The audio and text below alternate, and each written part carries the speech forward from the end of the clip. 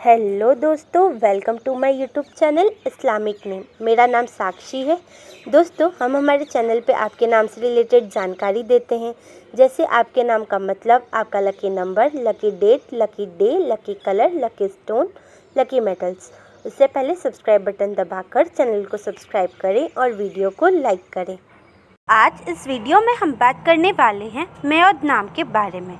मेयौद नाम लड़कों के लिए इस्तेमाल किया जाता है। मेयौद नाम एक इस्लामिक नाम है और अरबी ज़ुबान से लिया गया है। मेयौद नाम का मतलब होता है हैप्पी, मतलब खुश। बात करें इनके लकी नंबर की, तो इनका लकी नंबर है 2, मतलब 2 नंबर मेयौद नाम के लोगों की ज़िंदगी में बहुत ही लकी साबित हो सकता है। बात करें इनके लकी दिन की, तो इनका लकी दिन है संडे, ट्यूसडे एंड थर्सडे, मतलब रविवार, मंगलवार और गुरुवार। बात करें इनके लकी कलर की, तो इनका लकी कलर है गोल्डन, ऑरेंज एंड रेड, मतलब सुनहरा, नारंगी और लाल।